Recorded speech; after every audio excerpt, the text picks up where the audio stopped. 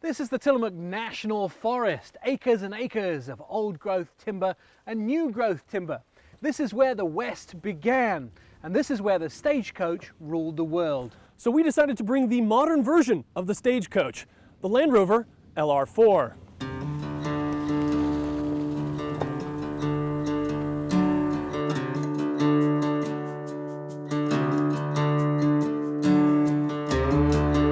Well, a beautiful English summer day here to take a look at the exterior of the LR4. One of the things about this car is, clearly, if you don't recognize what it is, you've been living under a rock. Very Land Rover-esque. This was real popular with other car manufacturers about 3 or 4 years ago. Everybody wanted to be a boxy Land Rover.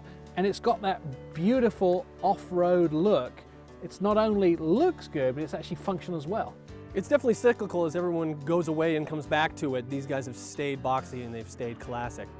What I love about this vehicle is that it's not just fashion, it's function. Then you have the air suspension that's behind that even further. Raise and lower the vehicle 4-something inches, go down to an access height for getting granny in the back seat, going all the way up to go off-roading. Want to step around to the side? Let's do that. One of the things this was famous for originally was the off-roading and the fact that he was taken in places like Kenya to see wildlife. And they have the stadium seating at back. You can see how the roofline raises, and that was so the person in the back seat got as good a view as the driver did. Around the back, my favorite feature, pop that for us, Nick, the clamshell with the tailgate. Now, the original Discovery had these elsewhere, but in America they had the big barn door. They've gone to a global platform for this, and I love it because it is functional. You can hang out here with a little cover. Beautiful. There is a third row of seats. Now, how do you get those up? Well, that's a great thing you ask, and third row seats is what really differentiates this car from other off-road luxury SUVs on the market. If I can get it, just have to grab them and pull them up like that. Then pop the rest of the seat up. Clearly, this doesn't work for me because I can't reach it. So, are you available when I need to put the third row up? I think they figure that if you can afford this car, you're probably going to be tall. Let's see if I can do it. Hey, he got it. Proves that no matter the height, you can get to the third row seat in the LR4. I'm not convinced. Land Rover are pioneering technologists in installing 5 different cameras on the inside, and those cameras allow you to do a lot of off-road articulation.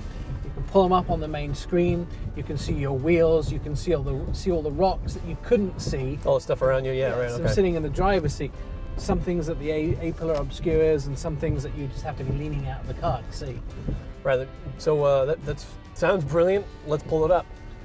Well, here's the problem. This car actually doesn't come with that feature. Is that how much extra? Is that an extra option?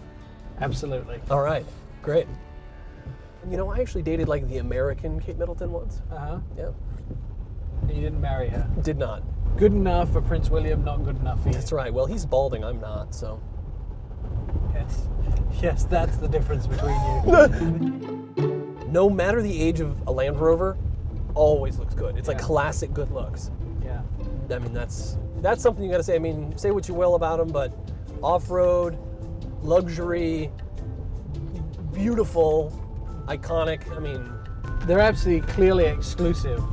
And they're clearly top of the line. Yeah. I mean, there is a reason that when people make it in Hollywood, or when they become mega business people, or when they're members of the royal family, that they drive Land Rovers. When did you start owning Land Rovers? I learned to drive in a 1972 Range Rover. Nice.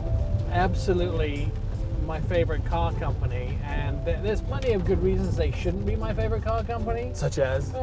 Such as they're expensive, they're generally out of my price range, it's not a practical vehicle. No, did you have to buy a step stool to climb into it, or what? No, I have a very tall friend called Nick James who comes over and gets on all fours. And I hear that guy is a bit of a prick. You know what I've been doing? I've been doing this. With the bit problem. You know what I've been noticing? I've been doing this thing. I've been doing like the drag across finger while I'm talking, when I make a point. It's like I say clearly. Clearly, Nick.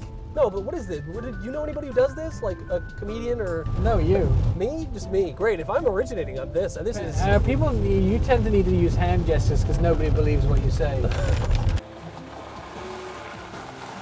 do you think of this thing? I actually love it. One of the things about this vehicle is it's unique, it's capable.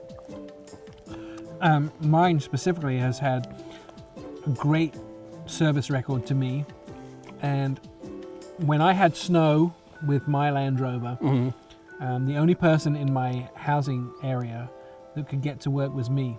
I took the policeman to work in my Land Rover. Yeah. Wow. So, you know, needless to say, the other makes and models stayed at home that day. I went to work and took two members of the police force to work in my Land Rover in the snow when nobody else could.